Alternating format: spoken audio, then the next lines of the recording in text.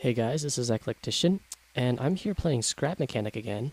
I've built some smaller logic gates than the ones over here that I showed in the last video. These are about, these are, hang on, they're like more than half the size. I really managed to shrink them. So, yeah, that's their one disadvantage. You can activate them by standing in front of them, but it's a small disadvantage when they're this small. So let's see. This is our OR gate. This is our AND gate. This is our NOR gate, and this is our NAND gate here. I won't go into the details of how they work. Or no, I will do that. I won't just like show them off to you. I'll show off the OR gate just to prove that this concept works. Yeah, so if you know anything about digital logic, you'll know that this follows the truth table for OR. And the way I'm achieving this is I'm actually rotating the sensor as well as one of the controllers. So, as few parts as possible, as you can see. That's how it works. Yeah. So they all follow the same design, which is really nice if you decide to change whatever you're building or something. You don't have to really rebuild much at all. So you have to start with a 2x2 area on the ground. And this, actually, technically, this isn't necessary. Let's not even worry about it. What you do have to start with, though, you do have to have your buttons or your switches connected with blocks to the thing.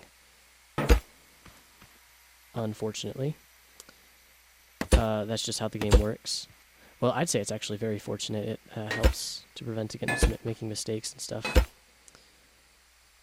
So yeah, I just use an engine, or a thruster, I mean, for the output, just because it looks cool.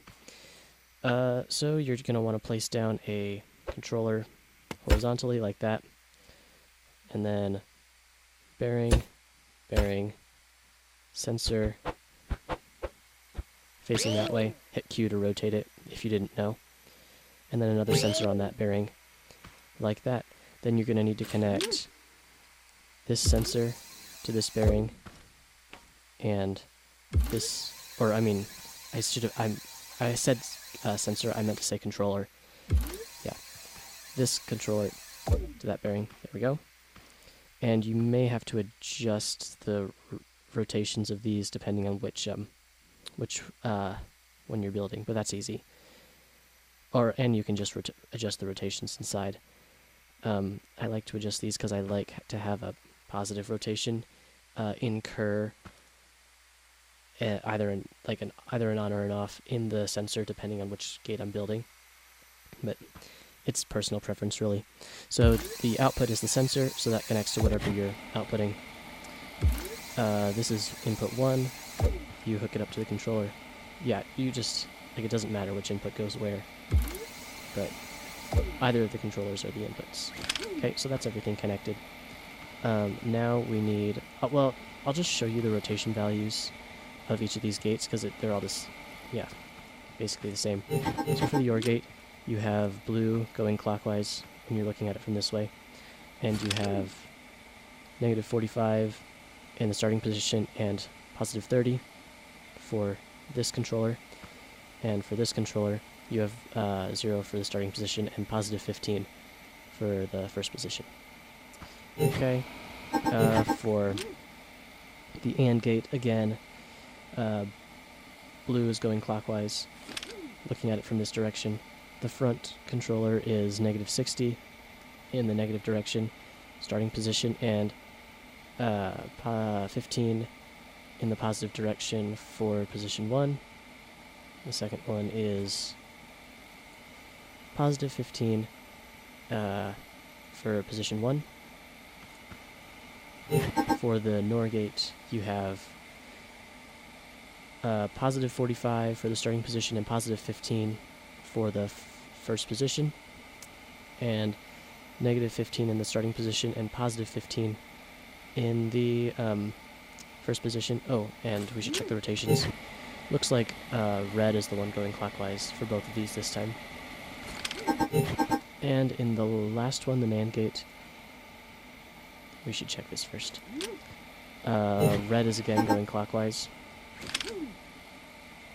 You have positive 15 in the starting position and positive 30 in the first position for the first controller, and for the second controller you have negative 15 in the starting position and positive 15 in the first position.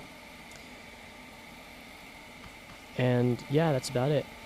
One thing you should note is that if you want to change like the response speeds of these, you can modify this value sometimes. Like you could put this to be positive 45 or maybe even positive 60 if you want it to be able to turn on really fast, but maybe not turn off quickly. So like, you see how fast that turned on? Oops, wrong one. But it'll take a while to turn off. See? But like if I put it at like maybe even 15, I think it'll work. If I put it at 15, it'll take a much longer time to turn on, but it'll turn off really fast. So it just depends on what you want to use it for. You can experiment with that. But I found that the best values are what I've put in there. Well, that's about it, guys. Hopefully you will find some good uses for these, because I think these are really compact and will have many uses. Alright, catch you later. Bye.